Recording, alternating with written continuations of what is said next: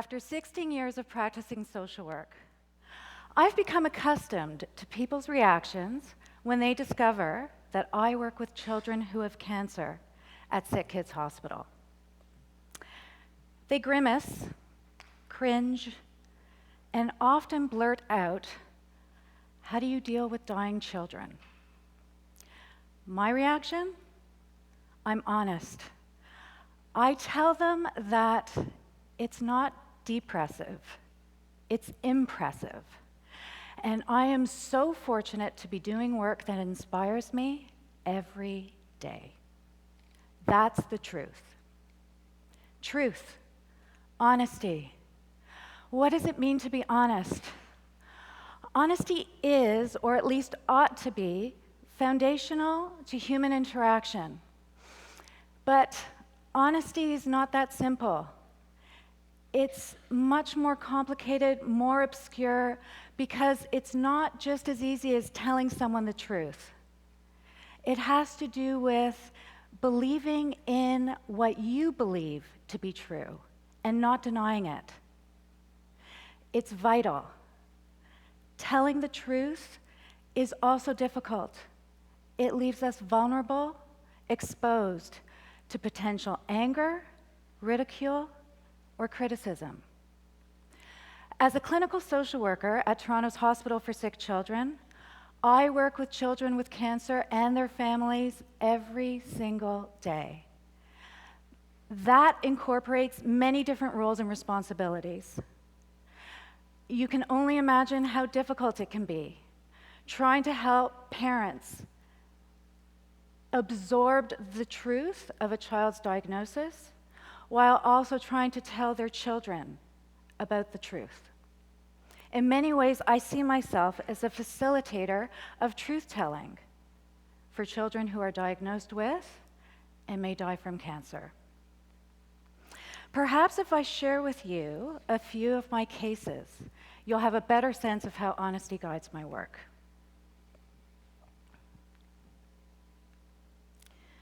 Jay was a 13-year-old boy who'd been struggling with a brain tumor for over 3 years.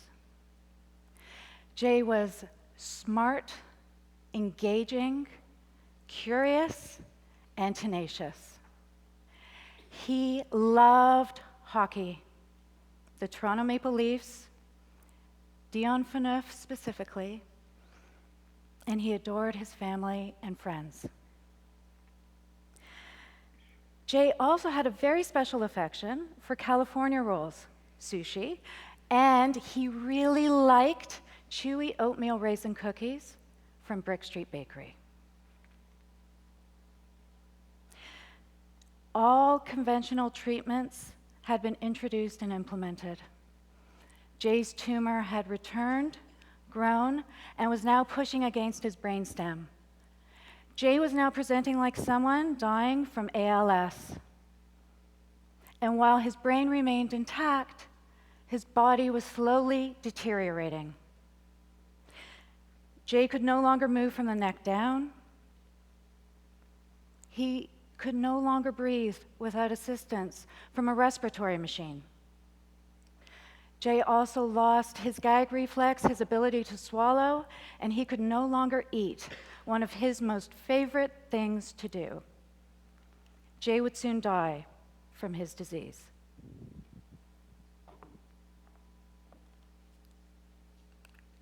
Water.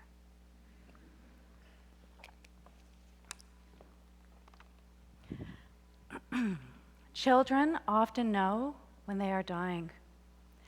They live in their bodies and they know them best.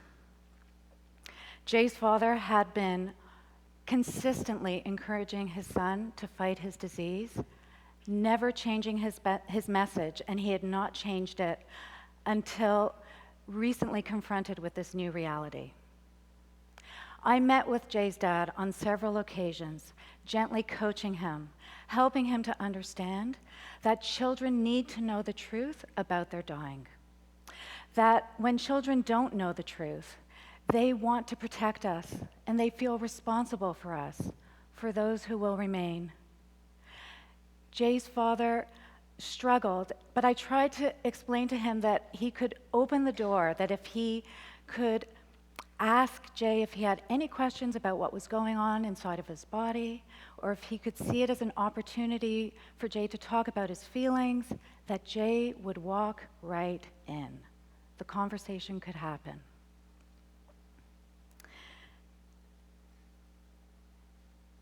Jay's father was struggling, but he knew that he needed to tell his son the truth. He wanted to give him the dignity that he so much needed in his dying. The conversation took place. It was initiated. And Jay asked his father the following questions. Am I ever going to get out of this bed? No. Am I ever going to walk again?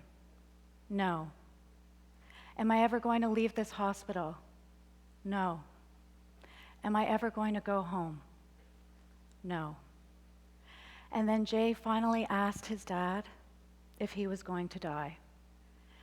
And Jay's father told Jay the painful truth. They held each other. They cried together. Jay finally received his much-needed permission to die. And they never spoke about it again because they didn't need to. Jay and his father told Jay's brother and sister about the news, and they invited many, many friends and extended family to come and spend time together. Jay said to his best friend in his own voice, "Please tell my classmates that they won't see me anymore." He asked his parents to help him create a list of his most special possessions to be divided amongst his parents, his siblings, and his cousins. Several days later, Jay died peacefully in his sleep.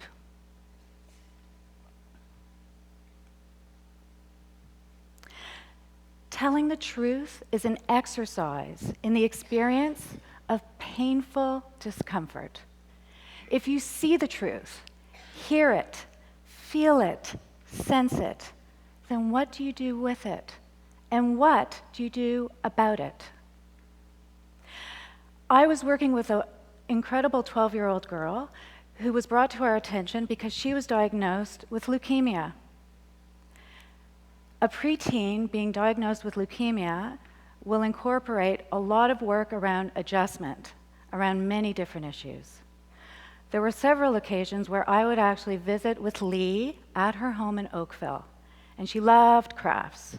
And we would start with crafts, and we'd be working on them together, but almost every home visit would result in her curling up into a ball in my lap, crying tears, talking about the challenges, how difficult it was for her to fit in with her peers, to adjust to school, to feel okay in her body image while she's losing hair from chemotherapy, growing hair from drugs in places that a 12-year-old girl just doesn't want it to grow, and gaining weight from steroids.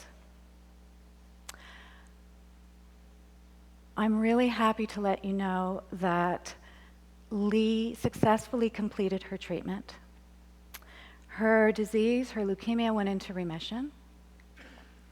And I got to have the experience of telling Lee, like I do other kids, "So long, and I hope I never have to see you in this hospital again."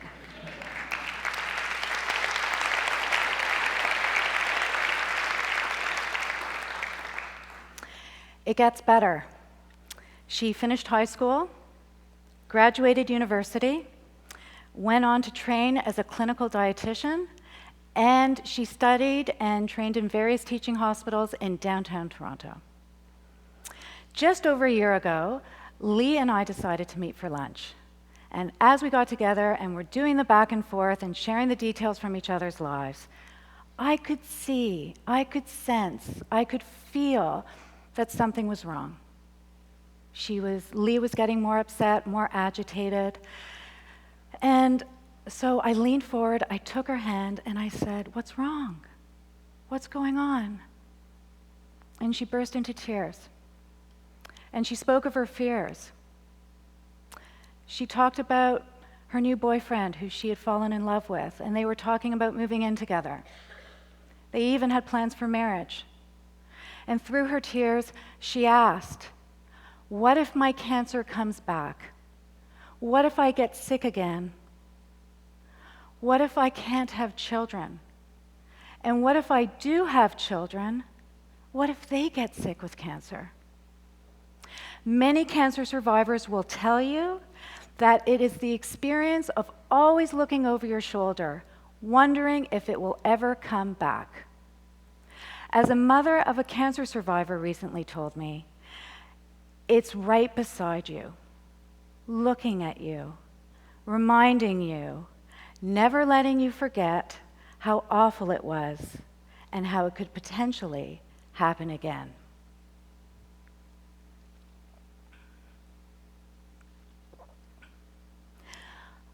I've just finished sharing with you 2 narratives from my work at SickKids. But I also need to let you know that I'm here today because of my own newly disclosed personal story. I struggled with an eating disorder for many years. And it first started when I was 18 years old. This is something that I believe will be with me, inside of me, as an experience for the rest of my life, because I believe that recovery, healing, happens over a continuum and a lifetime.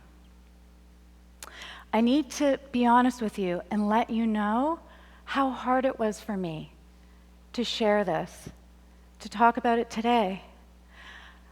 I had concerns because my career at SickKids, for which I've worked so hard, I was worried that it could be criticized, scrutinized, potentially reinterpreted. But I knew that if I wanted to continue to help others be honest and truthful, and if I was going to do a talk on honesty, well, then I had to be honest about myself. What are the implications of being honest when you work in a large institution, especially a healthcare institution? And while I know that there are many risks associated with being honest, I've also come to understand that there are benefits. I have learned that if I dare to be honest, and if I dare to tell my truth, that there will be others who hear that truth, that honesty, and they will want to be honest too. Over the past several months, I've had a number of colleagues approach me quietly in my office to share with me their truths. I am bipolar. My son has autism. I live with panic attacks. I'm not getting along well with my colleagues. My daughter has an eating disorder. I was sexually assaulted. Why did my colleagues come to me now? Why did they feel like they could only share their truths with me now and not before I revealed my own? Honesty is contagious. It is contagious because people inherently want to tell the truth. What prevents us from telling the truth is fear that we will be rejected, that we will be shamed, that we will no longer be loved, and that we will be turned away. But people also need to realize that there are consequences when we don't tell the truth. What happens, what do you do when a loved one, friend, or colleague approaches you to talk with you about their truth?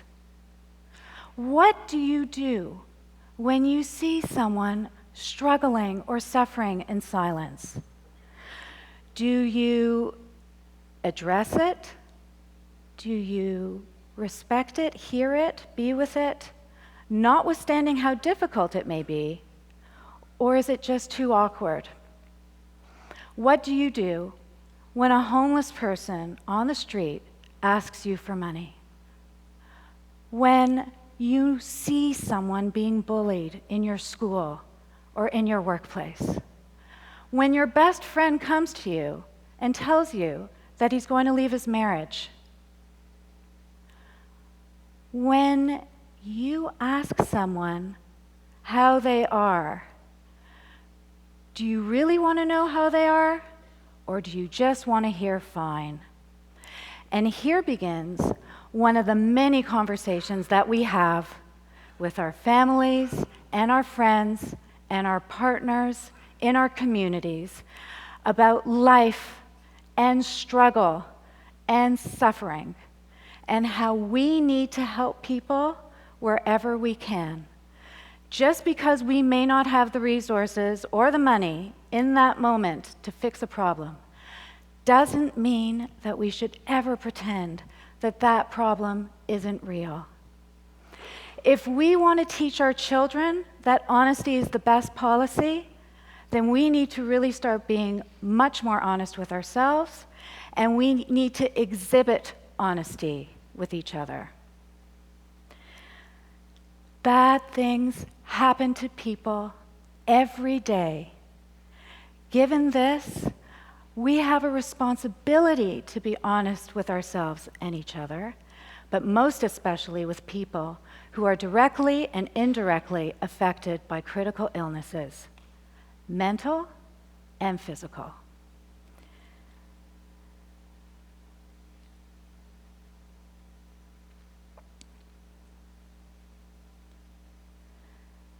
I want you to think about this message that I'm going to share with you.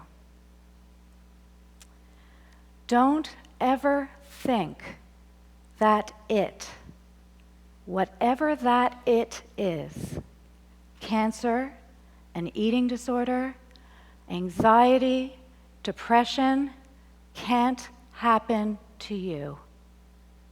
And with that, when you see someone, anyone, needing help, first, be honest with yourself, and then don't look away. Thank you.